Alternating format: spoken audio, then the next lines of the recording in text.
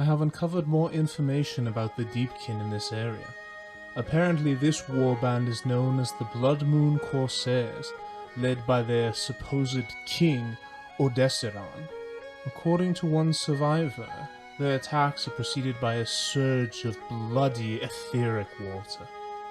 I can only imagine the terror those poor souls must have felt before they met their end. Welcome back to the Forge of Sagas. In today's video, we're going to be using some water effect resin in order to create an absolutely amazing basing scheme for any of your miniatures whose heart yearns for the sea.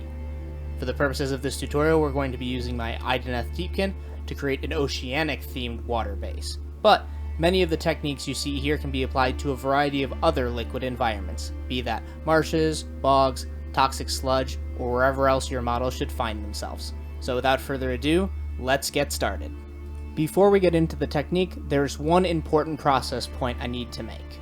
If you're going to be basing a lot of models like I am here with my entire Idoneth army, you're going to want to lay all of your models out in advance. That way you can utilize an assembly line process where you knock out one step at a time across the entire army before moving on to the next step. I really like this technique because it can go over any basing scheme. My base here is pretty simple, just a little bit of rust gray and some crackle paint. To get started, we're going to take some Vallejo water texture acrylic resin and apply a thin coating of it to the base. We don't want this initial layer to be too thick, as we're going to be applying a variety of paints and inks in between layers of this water effect resin in order to give our water base some depth and variety of color that's really going to help sell the effect. Even at this early stage, we can see how the resin is starting to pull itself into a natural wave shape. This is honestly my favorite part about working with this particular brand of resin, because it allows me to focus more on creating an overall feel of movement that's very natural, as opposed to worrying about sculpting every little swirl and eddy on the base. Once you're happy with how it looks, leave it to dry until it's perfectly clear. This should take about 24 hours for a thin layer like this. The next day I came back and everything had dried nice and crystal clear, so it's time to add our first layer of paint.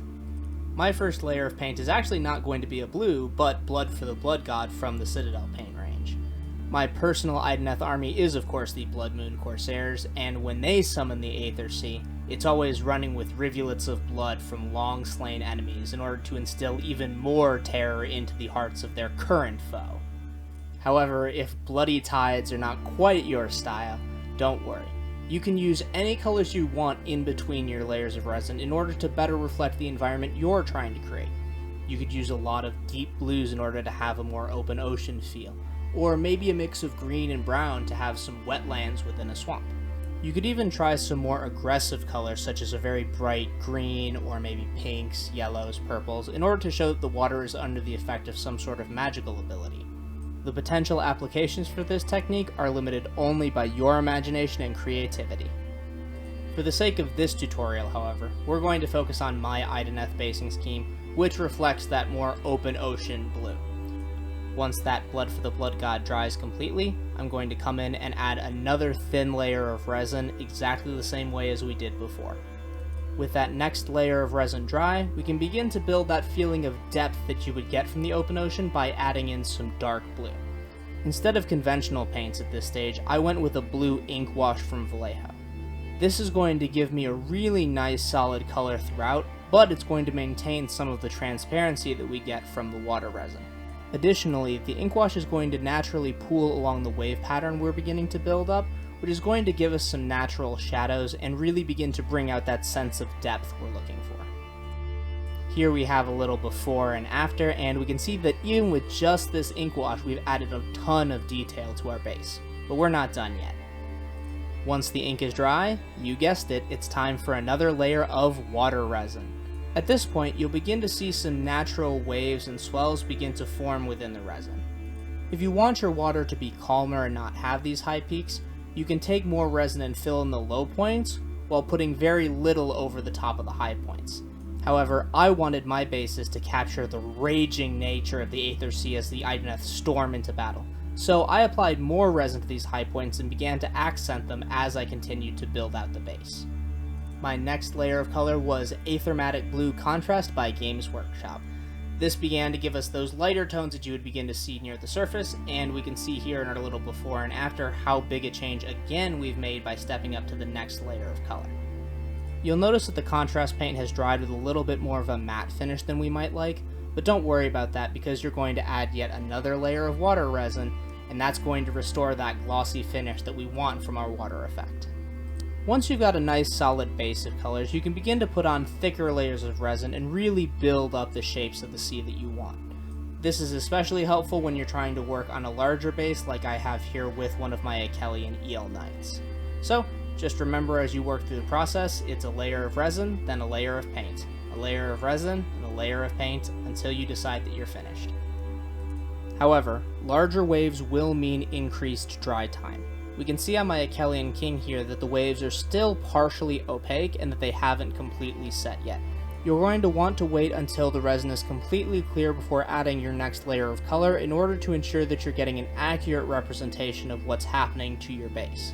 The last thing you want is to look at your base and say, ah, this looks how I want it, and then once it completely dries clear, you look at it again and go, that isn't quite what I thought it would be. This is just one of those projects that requires a little bit of patience, but I guarantee if you take the proper time for it, you'll end up with an amazing result. As a nice finishing touch, now that I'm done adding my colors, I wanted to add some crest to my waves using Vallejo Blizzard from Citadel. I came in with one of my sculpting tools and applied the Vallejo Blizzard to places where I thought the waves were naturally swelling up in a manner that would create foam.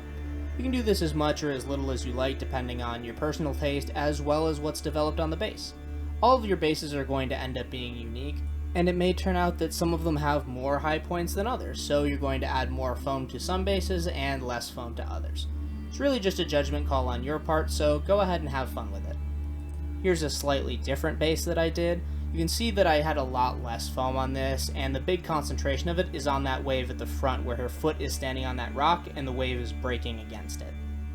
Here's another different pose where the Namarti Reaver is launching herself forward out of the water, and I decided to make this little column of foam following the movement of her leg. This was really fun for me because it allowed me to accent some of the dynamic poses that already existed in the models, as well as the movement of the water that I'd created throughout this process. Once the Vallejo Blizzard is dried completely, we're going to add one more exceptionally thin layer of resin just to seal everything in so that we don't have any of that artificial snow flaking off. At this point in the process, we're not trying to add any additional features to the base, so you don't need to use very much resin as you apply this final layer. Just make sure you get good coverage over the areas you've added the Vallejo Blizzard to really lock that down, and for the rest of the base, just a nice final coat to lock in all of that wonderful detail that we've worked so hard to create. With the final layer of resin dried, we can call this project finished. Here's a couple different selections from my Namarti core to show you a variety of bases that I came out with during this process, and I have to say I'm very happy with the result. I apologize for not having any photos of the larger models like the Achelian King or the Eel Knights, but they're still stuck in dry time because, as I said, making some of those bigger waves takes a long time for them to perfectly set, and I want this project to come out right for my private army. However, I know several of you have been asking me to put this video out based on the work in progress photos I've already posted on my Instagram. So, with that in mind and the Namarti core finished, I think we've got enough material and a good frame of reference for you all so that you can recreate this basing technique for your own armies. If you enjoyed this video, give us a like and subscribe to the channel to keep up to date on all of our future content. Additionally, you can follow us on all your favorite social media sites using the link in the video description. That's where I'll be posting the photos of my Achelian units when they're finally finished, so you won't want to miss out on that. I want to thank you all for joining me today, and I hope to see you again the next time we ignite the Forge of Sagas.